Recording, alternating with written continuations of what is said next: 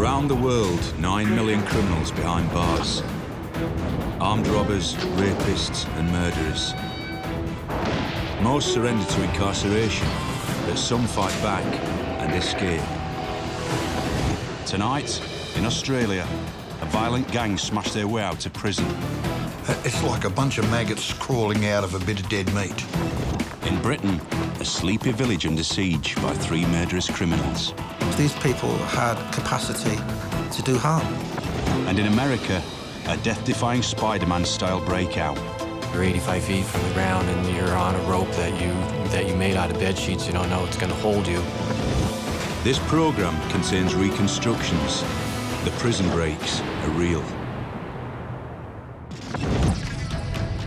Brisbane Correctional Centre, Queensland, Australia, 1991. Just outside the city centre, and nicknamed Boggo Road Jail, it has a fearsome reputation. Queensland was regarded as a backwater in the nation, and being sent to Boggo Road was really pretty much the end of the world. In operation for over a century, it has a history of hangings, floggings, murders and riots. Boggo Road Prison, it promotes violence also because of its hardness, its harshness and the lack of mobility. If you keep someone locked in a cage, basically, they either become harder and meaner, and which a lot of them did. Some of the state's toughest criminals are kept here, including Harold McWeeny, 28, on remand for armed robbery. McWeeny was a prisoner who was not particularly well liked by the general prison population. Guards didn't particularly trust him, and he certainly was not a prisoner that you'd ever turn your back to. Well, I thought he was a very cunning, manipulative type person. He was just a scumbag. That's the way we describe him. Just another run-of-the-mill scumbag. Inside the walls of Boggo Road, McWeeny has formed an association with 3 younger criminals. Jason Nixon, 20, charged with robbery and drug possession, now on remand. A tough man, regarded as having a sharp mind, teamed up with someone like McWeeny, there was a dangerous coupling. Steve Watana, 21, charged with breaking and entering, now on remand. And Lee James Garrett, 22, charged with stealing, also on remand. See, they got that pack mentality as well. Although McWeeny was probably a little notch above them. See, they would basically do as he told them. Yeah. With McWeeny in charge, the 4 criminals begin to plot their escape. They all stick together. It's like a bunch of maggots crawling out of a bit of dead meat. That's what that group were like. Noticing a garbage truck making regular pickups gives them an idea. And that's where they identified what, in a way, is a fairly obvious flaw, and that is a bloody great truck driving in through the gates of the jail routinely and regularly, which would have had the power and the ability to to smash its way out of the jail. The timing was also good. The jail is in its final weeks of operation, and many of the experienced warders have been made redundant. There was great turmoil in the jail. Inexperienced staff galore. There were some staff members with 3 to 6 months experience in charge of areas. They had no idea who they were dealing with. No idea. McWeeny and his gang realise that prison security is now lax. The major obstacle is how to get through the main gates, and timing is critical. The gang must make their move before they're separated and locked up in new prisons. On Saturday, March the 16th, they are ready to strike. As always, they watch the garbage truck enter the prison yard. Then it was escorted over to the kitchen area where it was reversed up to the loading dock. An officer hops out to empty the garbage bins. As he returns to the truck, the gang pounce. Their main aim was just to grab him, rip him out of the way. They threw him violently to the ground. As the officer is forced to the ground, McWeeny commandeers the vehicle.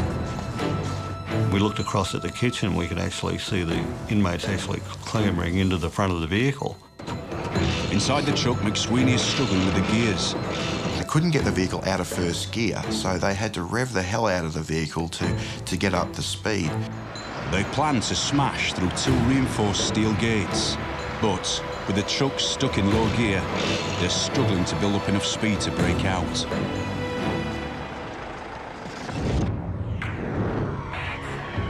Wilkes-Barre, Pennsylvania, 2003. Luzerne County Correctional Facility. This towering 7-story jail complex is an overcrowded fortress housing hundreds of hardened criminals. Overcrowding has always been a claim to security and danger issues. You got more people cramming there, there's more people to watch, guards are tied up more. Authorities believe that the higher the cell, the tougher it will be to escape. On the top floor, 30-year-old bank robber, drug dealer, and alleged serial killer Hugo Selenski has set his mind on beating the odds. So you shot these people? Selenski was charged with multiple counts of murder after police received a gruesome tip-off from an informant. As a result of executing that search warrant, we recovered the remains of 5 individuals. The bodies are found on Selenski's Kingston Township property. We found the charred remains of 3 individuals, along with the buried remains of 2 other individuals. Police believe they were killed by Selenski over drug deals gone wrong. They know of 5 definitely, but because of all the bones that they found mashed up, beaten in the fire pit, it could be as many as 13 people. They couldn't reconfigure all the bodies back together because the bones were so mutilated. Incarcerated on the 7th floor to await his trial, Selenski immediately starts plotting his escape. Hugo is always thinking and always scheming and always planning something.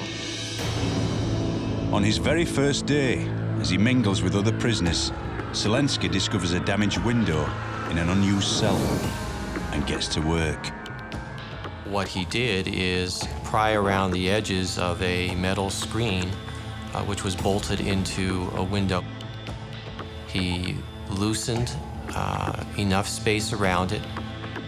He then got a bed sheet and looped the bed sheet through the opening that he had made. He then used a broom handle in a tourniquet fashion to tighten the tension. The bed sheets held, and the tension was enough where it pulled the metal screen off the wall. Now, with freedom in sight, Selenski still needs a means to reach the ground, 28 meters below.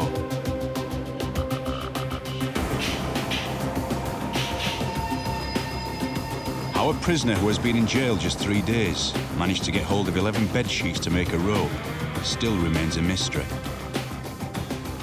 He had no way to test the strength of his bedsheet rope as to whether it would hold his 170 pounds or not. Selenski is staking his life on the strength of prison-issue cotton bed sheets. I think looking back, he may have realized how dangerous that really was and that, that could have been the end of his life.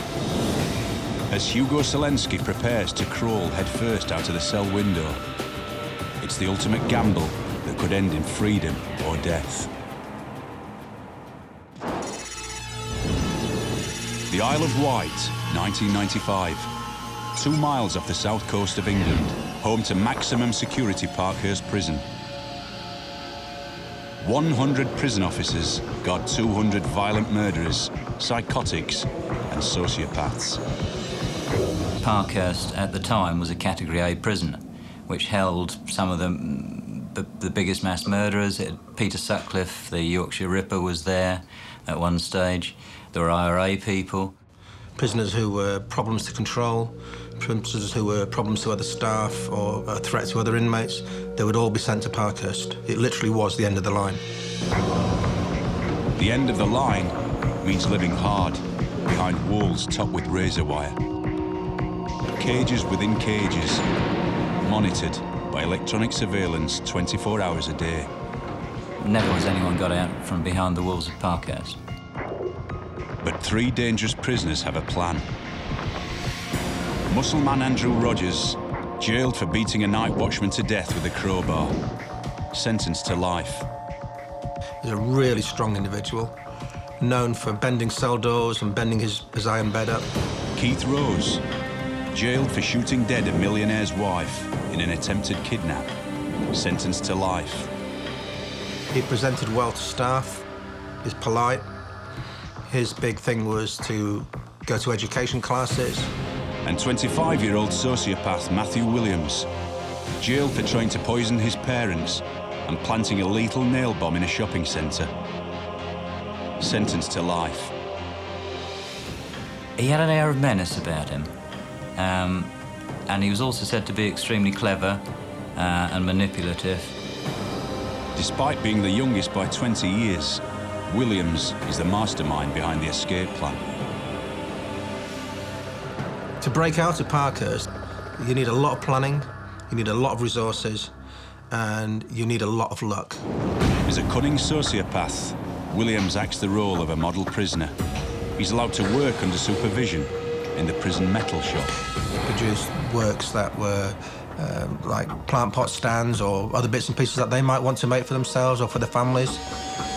In the workshop, Williams and Rose begin building a sculpture for the prison grounds. It appeared to be something like an abstract snake. It was sectional, but if it was bolted together in a different way, you could actually use it as a ladder and to escape the wall. And each individual part, we believe, was hidden in different parts of the workshop so that it would not arouse suspicion from anybody just looking at it. It would just be a piece of welded metal. Williams knows that somehow they have to physically carry the heavy metal ladder up to the wall. They would have realised at a very early stage that they needed some muscles behind them to get over, physically to get over the perimeter wall. Rogers was there, not for his brains, but for his brawn. To get to the wall, the gang will need to make or steal a skeleton key that opens a string of doors. And that key is literally staring them in the face. We had one member of staff at the time whose way of dealing with inmates would be to admonish them waving his keys in front of the face. And it's not a very good thing to be able to do, and we did tell him several times not to do that. One of the three prisoners had a photographic memory and was able to memorise that key and make it in the prison workshop by slow degrees. Williams, Rose and Rogers now have a ladder and a skeleton key. And on the 3rd of January, when the gang are working out in the gym, the breakout is go. As the class finishes, the plan swings into action. Come on, let's go. Let's go. Come around, down here. 4 prisoners start a fight. And as the guards are distracted, Williams, Rose and Rogers duck out of sight. When the gym party was leaving, 3 inmates had already hid themselves within the gymnasium. At 5:45 p.m, the gym instructor locks the door behind him. Once they ascertained that there was nobody around, that's when they would have made their escape bid. With only 2 hours until the next head count, the gang must retrieve their ladder and climb over the wall undetected. But first, they must get out of the gym, and their homemade skeleton key has never been tried.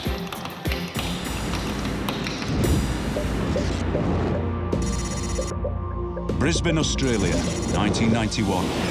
Inside the main yard of Buggo Road Jail, armed robber Harold McWeeny and his 3 cohorts have hijacked the prison garbage truck. For those inside the cab, their adrenaline would have been pumping.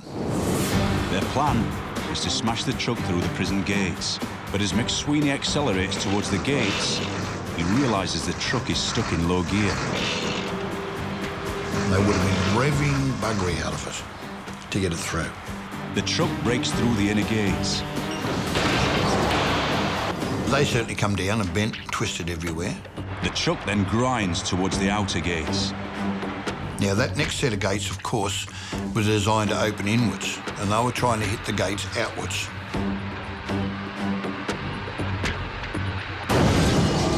The metallic noises around the gate would have been horrendous. Gates falling down, smashing against the concrete. The guards in the gatehouse opened fire on the truck. 2 guards in each of the towers fired as well. They were firing both rifles and shotguns at the truck. All of this transpired in about 12 seconds, but in that 12-odd seconds, the vehicle was riddled with bullets. One of the bullets found its mark and actually went through the block of the truck. It certainly affected its ability to move quickly. It began to lose oil. But the truck limps on. Now, only the armed guard on the boom gate stands between the felons and freedom.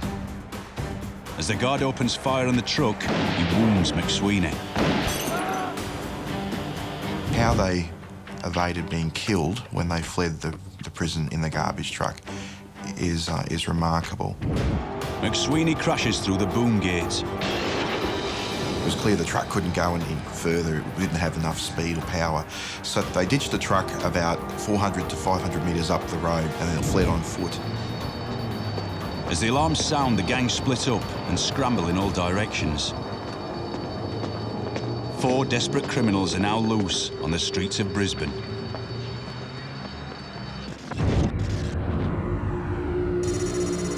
Pennsylvania, USA, 2003. At Luzerne County Correctional Facility, a fragile bedsheet rope hangs out of a prison cell window, 28 metres above the ground. Strapping a thin mattress around his back, alleged serial killer Hugo Selenski takes his life in his hands. You stick your head out there and you now see that you're 85 feet from the ground and you're on a rope that you made out of bed sheets. You don't know it's going to hold you. It really takes guts to jump out the window. He had to go out the window head first. Like a human Spider-Man, Selenski, with his mattress cape, makes it to the end of the rope, only to discover that it's too short. The rope didn't quite make it down to the ledge, so he now had to jump an additional 10 or 12 feet to actually land on the ledge. The one thing you could say about Mr. Selenski's personality is that he is absolutely fearless. Selenski then uses the mattress he carried. He threw it on top of the razor wire fence, which was a good 10 or 12 feet up. He runs along the ledge and, using an air conditioning duct as a springboard, leaps towards the razor wire. Cushioned by the mattress, he's catapulted to freedom on the other side. I was stunned. When I heard the circumstances surrounding the incident, it was like something you would read in a novel. Meanwhile, up above, he's being watched by fellow inmate Scott Bolton. Bolton makes a spur-of-the-moment decision and decides to follow suit. But Scott loses his grip, exiting the window, plunges 5 stories and breaks his back, paralysing him from the waist down. As Scott lies unconscious on the ledge, Selenski has hit the ground running. It runs across the front lawn of the prison, across the street to the river, where he knew that if he got into the water, he would be undetected by any dogs that were trying to, sniff his scent to track him. With the noise from Scott's fall, Selenski is noticed missing within minutes. And as the prison goes into high alert, a massive manhunt swings into action. Authorities know that they must catch the alleged serial killer before the situation spirals out of control.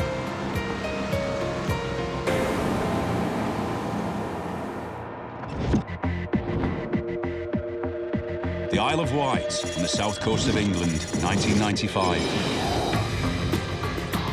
No one has escaped from maximum security Parkhurst Prison in over 100 years.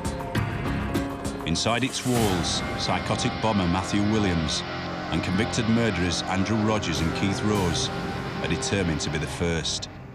The main resource that prisoners have in jail is time. They have the time to think about how they're going to put the plan together.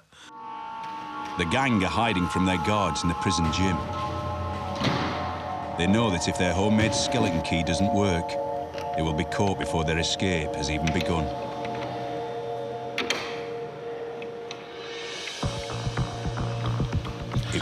attacks.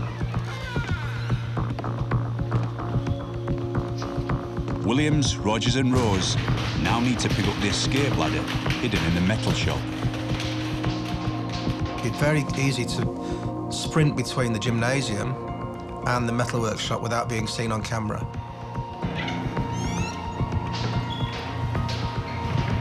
When they broke into the metal workshop, they collected together all the separate items that went together to make the ladder used in the escape. Also secured would be some bolt cutters, and including a hose pipe, which they needed to get over the outer fence. After leaving the metal shop, they begin to cut their way through the first perimeter fence. The hole only has to be big enough for them to get through. It doesn't have to be huge. And then they're through into the sterile area. They would probably have stayed low there for a number of seconds, just have a look around to make sure there was no dog patrols or no foot patrols with other officers wandering around, because it is supposed to be a sterile area where nothing ever goes. Then they would assemble the ladder, put it up against the prison wall, and begin to make their escape over the top.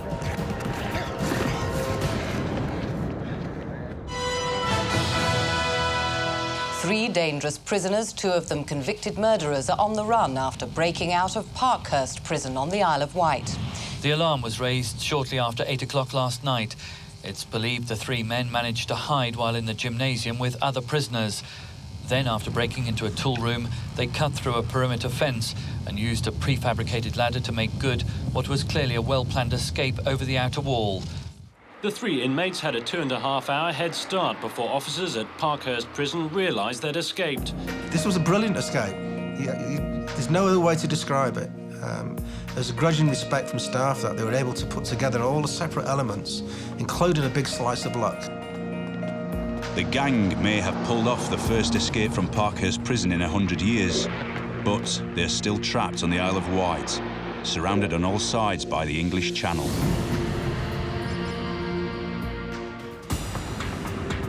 Brisbane, Australia, is in a state of chaos.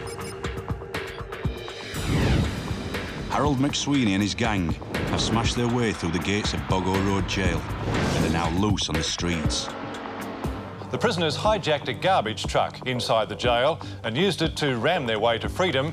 They just drove straight out, went through the main gates there in that truck. Guards fired 6 bullets into the vehicle, wounding one of the prisoners. I thought, well, there's something wrong. Dogs barking, there's cracking going on. I heard the bang and I thought it was, oh, that's about praying down the corner again. So I walked out and the next thing the truck was coming up the hill. The manhunt was pretty extensive. The government took a very dim view of them as individuals and were determined that they'd be recaptured. The escapees scattered, but detectives were quick to grab 21-year-old Stephen Waitana. The remaining 3 had gone to ground in a thick pocket of inner-city scrub off Dornoch Terrace, Highgate Hill.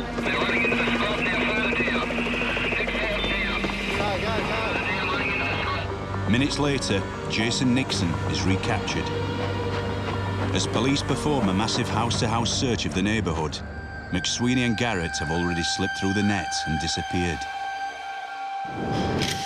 Within a week of the breakout, McWeeny begins to run out of money and is forced to go back to his old ways, armed robbery. 2 weeks after the escape, the police receive a tip-off that McWeeny is in the town of Toowoomba, just an hour from Brisbane. As detectives give chase, they ram his vehicle. McWeeny opens fire on police, a desperate act. He was a dangerous man, he was unpredictable, and he was capable of really what we call true evil.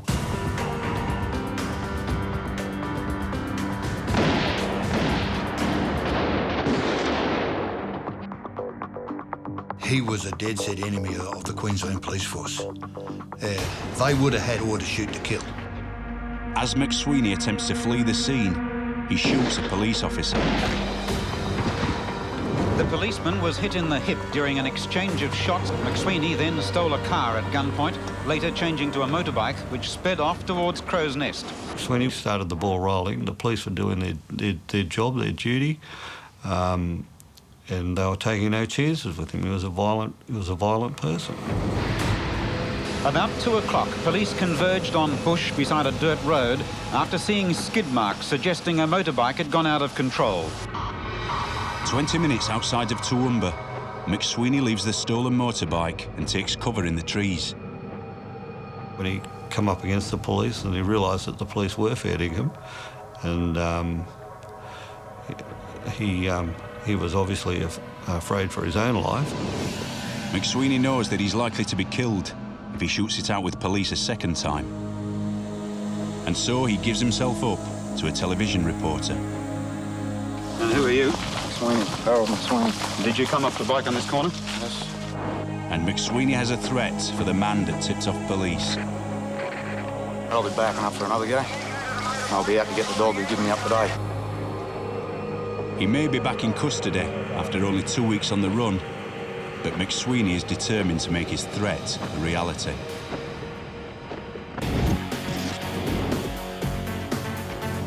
Pennsylvania, USA, October 2003.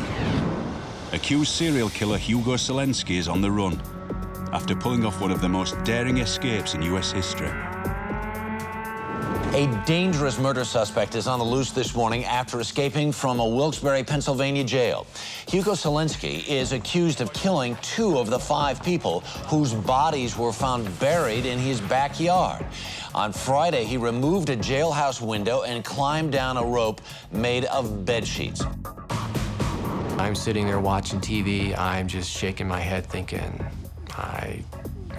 if anybody could do this, it would be Mr. Selenski. Right now, there's a nationwide alert out for his capture. Locally, there are hundreds of police and law enforcement agents out scouring the area. I think people were afraid, and I think that people were locking their doors when he escaped. But I also think that there was sort of this Houdini-type quality about him where people were almost cheering him on. To evade sniffer dogs, he wades up the Susquehanna River. When he's sure the coast is clear, he climbs onto the bank, then jogs for over an hour to reach his aunt's home. She took him in, and he ended up staying there overnight through the next day, hiding upstairs in one of her bedrooms. As darkness falls, he again disappears into the countryside, and the manhunt intensifies. In an ironic twist, considering Selenski's murderous reputation, the public begin to get behind him. I think that a lot of women find Hugo attractive, but I think that also a lot of women find him charismatic. Hugo wants to talk, and he uses the camera as a way to get his message out. The ladies appear to be enchanted, not just by his love of the camera, but also by his good looks and bad boy charm. The girls talked about his eyes, his smile, how nice he was. Yeah, I was a reporter for 10 years. Not once before that, not once after that, did I ever hear girls gawk at a homicide suspect like they did for him. And people just took to his side.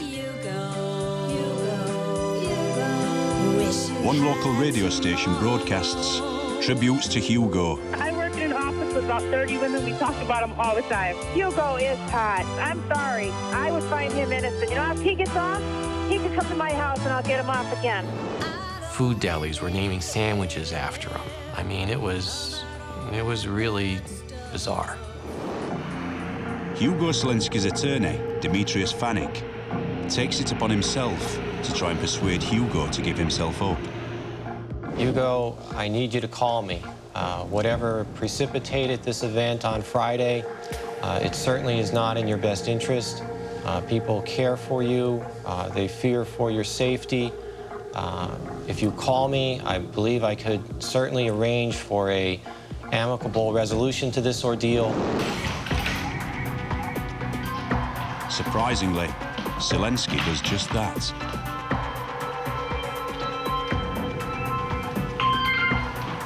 Hello, Attorney Fanik. Hugo? Where are you? He tells Fanik he's hiding out at home. You're where? You're home. He asked me if I truly thought that I had a chance to win his case. And I told him that I thought I could. And he said, okay.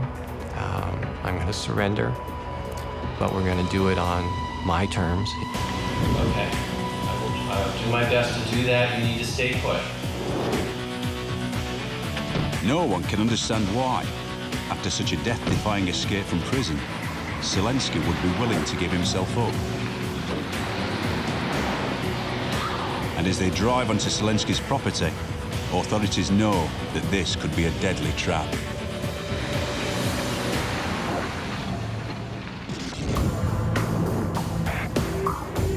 The Isle of Wight on the south coast of England.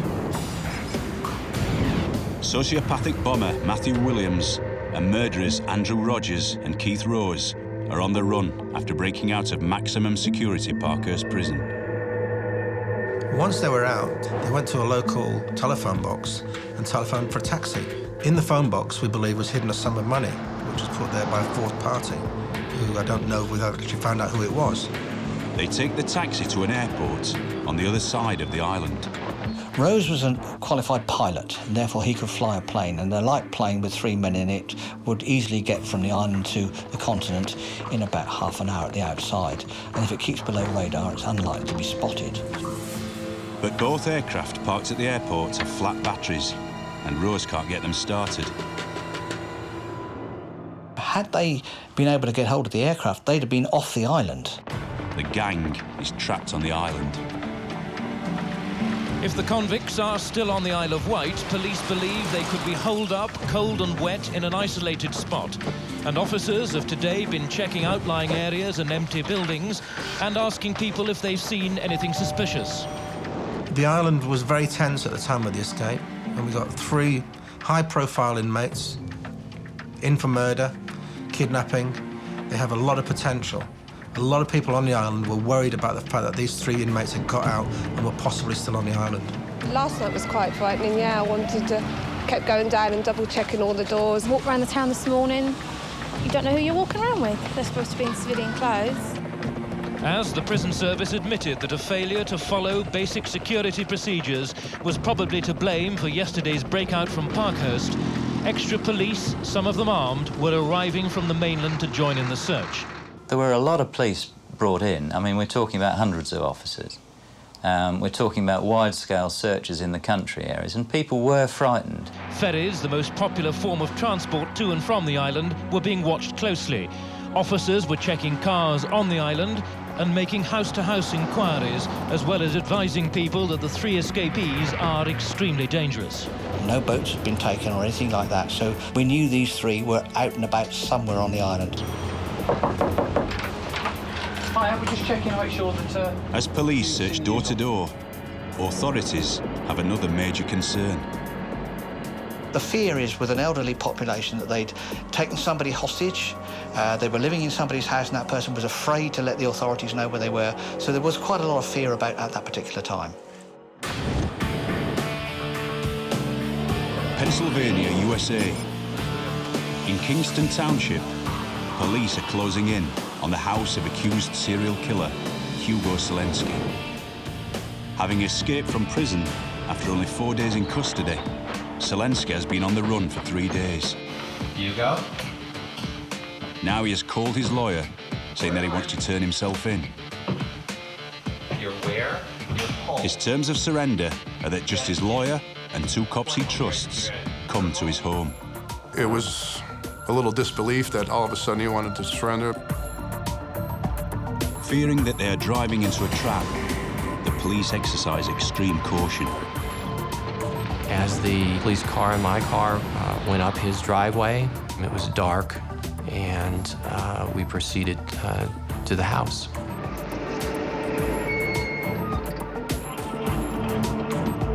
In the meantime, Hugo wrote a note to his girlfriend, Tina Strom, which simply said, "Tina, I love you more than life itself. Don't ever forget that." Lit a cigarette, grabbed a can of beer, and walked out the back door to surrender. Put your hands behind your back, interlace your fingers behind your head. All right? He complied, and he was taken into custody.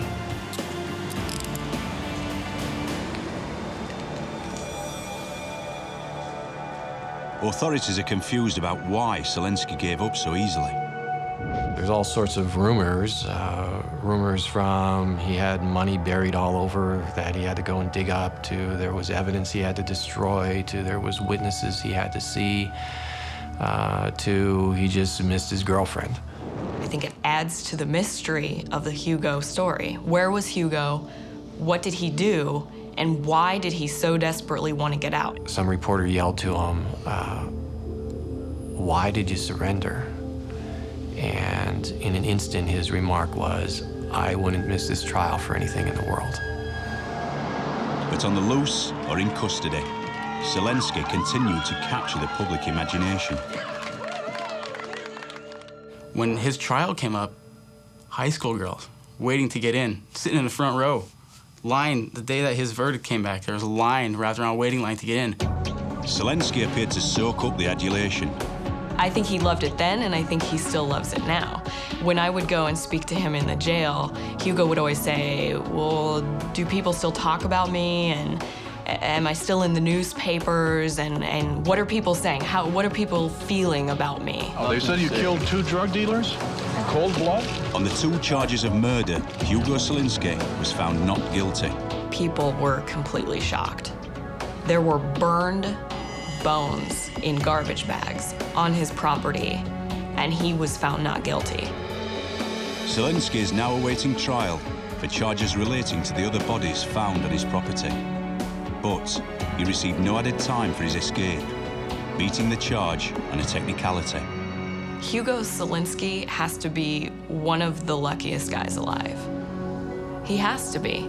Who gets away with escaping from jail, you know, and never faces any penalty for those actions?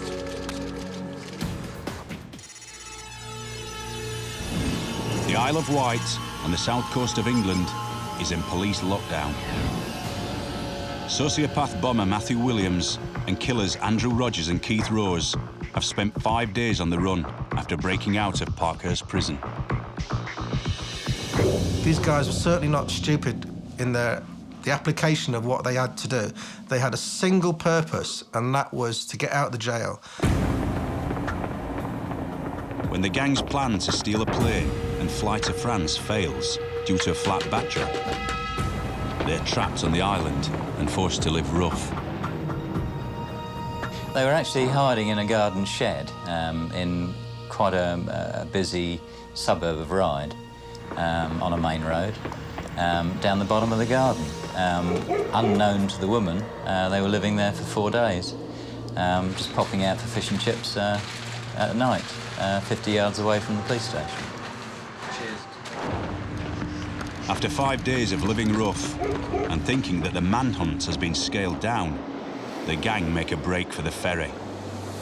Message came over the radio that 3 likely suspects had been spotted walking along Lushington Hill, at which point we turned left down that road and went ahead of the 3 men, who realised that we were a police vehicle, and then they scattered.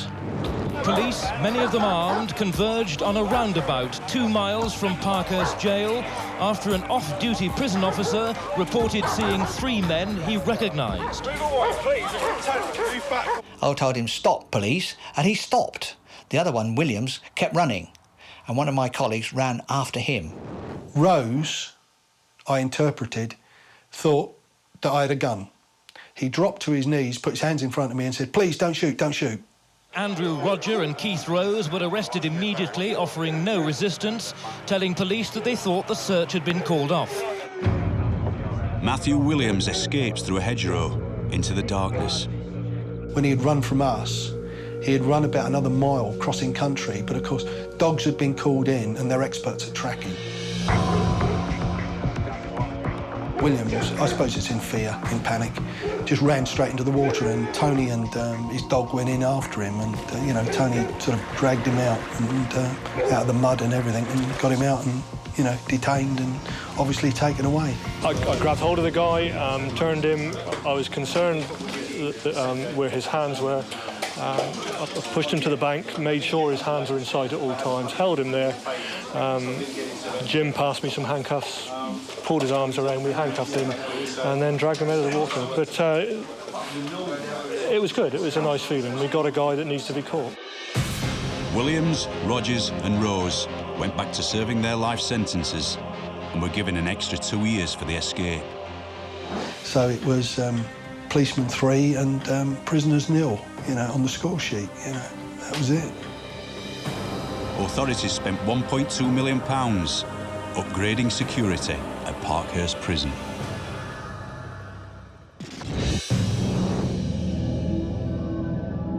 Brisbane, Australia. At the Sir David Longland Correctional Centre, Harold McSweeney is once again behind bars and now faces 47 years in prison. Everyone was very, very pleased to have McSweeney back. 3 months later, on the 12th of June, McSweeney has to attend court for further sentencing. Determined to exact revenge on the man who turned him in, McSweeney is bent on breaking out again. After being strip-searched at the jail, he's placed in a prison van with other prisoners. But en route to court, he somehow gets hold of a replica pistol. The van pulls up in the car park beneath Brisbane's Supreme Court. As officers lead McSweeney towards a holding cell, he pulls the gun. They would have said, "What are you doing?" I'd put it down, don't be a fool. Obviously, McSweeney would have said, "Move away, or otherwise I'll shoot you." McSweeney then bolts through an unmanned security point. Normally, he wouldn't have got any further than that rear door of the watch house, but it happened to be the locksmith was doing repairs, and so he managed to get out into the street. It was very busy, probably 25 past 8 or 8:30 in the morning, and I heard a lot of yelling. There was a man running across the street through traffic and the guard yelling, "Get down, get out of the way." A bus pulled up. On the busy city street, McSweeney jumps aboard a bus full of passengers. He threatens the driver with his fake pistol, but an officer has caught up with him. Get down on the ground now, put the gun down! McSweeney refuses to surrender. As the doors shut, the rubber flange in the middle of the doors closed and the guard was able to get his hand up in between the rubber. And the officer shoots him point blank. I heard a bang, and then I eventually saw someone lying at the foot of the front stairs of the bus. McSweeney fell dead on the spot, absolutely dead on the spot. And of course there was a lot of horror, women screaming, people running every direction, trying to get out of the bus, of course. No one else was injured. As police poured into the area, onlookers and passengers who'd fled the bus watched stunned. The handgun used by the prison officer was gathered up, so too the replica McSweeney used in his bid for freedom. When you're running down the street with a firearm in your hand in the middle of a busy city, terrifying onlookers, you can only expect that you're going to meet a gruesome and horrible end. Harold McSweeney, dead at 29. His last desperate attempt to escape, costing him his life. Next time, in Britain, a breakout that turns the criminal underworld on its own kind. They're toe rags, they're informers, they're rats, they grass each other up. In Australia, the bank-robbing postcard bandits masterminds a mass escape. He said about living and breathing escape plans. And in America, a gang of murderers are loose on the streets of Miami.